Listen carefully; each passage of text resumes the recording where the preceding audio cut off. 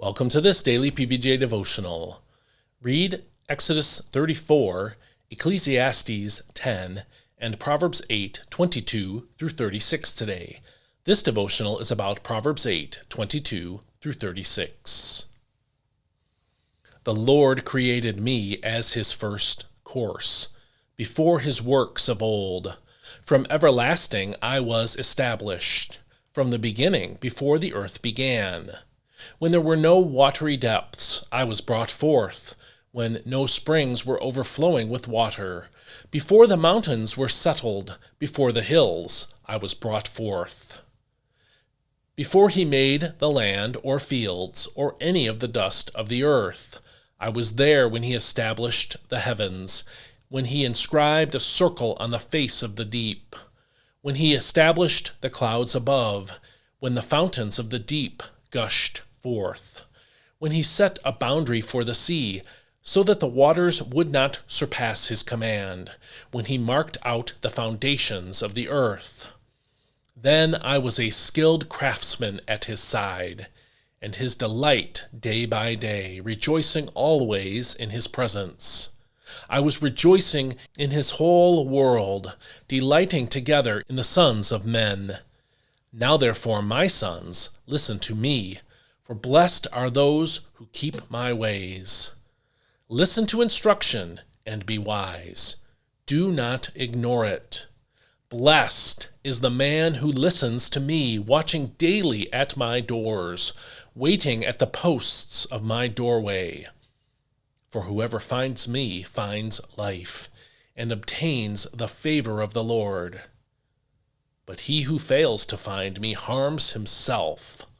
All who hate me love death. This is God's word. In our culture, calling someone old is usually intended as an insult or to diminish them.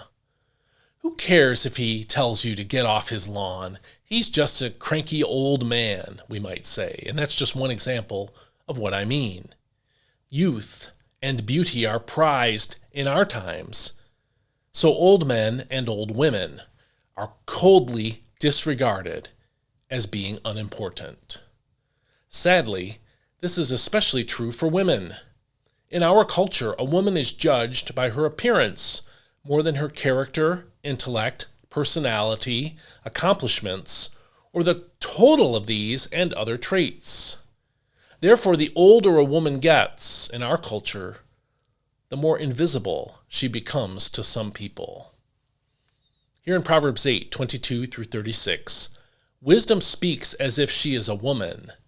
Instead of hiding her age, the key fact that she stresses about herself is that she's really old. Verse 23 says, I was formed long ages ago. And that's the NIV's translation. She was the first thing God created, according to verse 22, so she is older than any material thing that exists.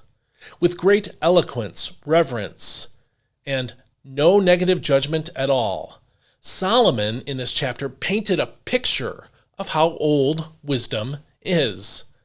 Like gravity or the laws of physics or matter, wisdom is a foundational idea, an ancient principle that makes everything else possible. It is true that we humans have only recently discovered things like the laws of physics.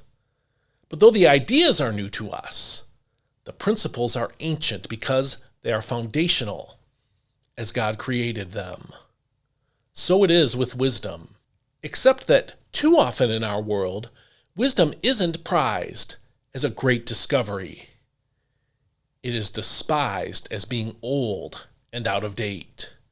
That's how our culture treats true wisdom, God's wisdom, because people in our culture want to lead an immoral life, and wisdom directs you to fear God, and because you fear God, to lead a moral life according to his commands.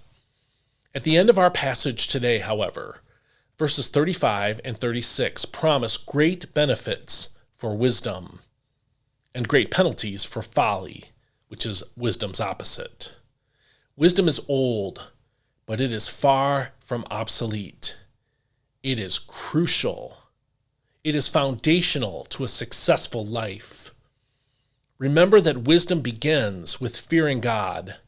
So building your life on a foundation of wisdom starts with welcoming God's revelation and living obediently to what God's revelation says. As sinners, we can't do this naturally, but the saving grace of Christ enables us to learn how to obey God's word. Are you resisting some command of God? Are you questioning some principle of his word or some tenet of the Christian faith? Do you wonder if the Bible isn't obsolete because it is so old? Wisdom brags about being old because it's a foundational principle to all of life. So seek wisdom in your life by learning God's word, and most importantly, by obeying what you learn in God's word.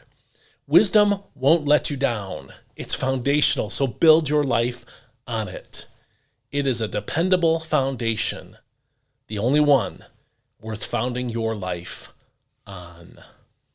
If you found this devotional helpful, maybe you should go to my website, dailypbj.com/subscribe, and enter your email address there in the form. Then each day you will receive an email from me that contains a link to that day's readings, a link to the audio and video of these devotionals, and a transcript of them as well, in order to help you be in God's Word every day. Please consider becoming part of my financial support network if you find these devotionals to be helpful to you. Go to dailypbj.com/support for that. Please share this with someone who might be helped to grow in their faith by it, and I'll see you next time. May God bless you. I hope you have a great day today.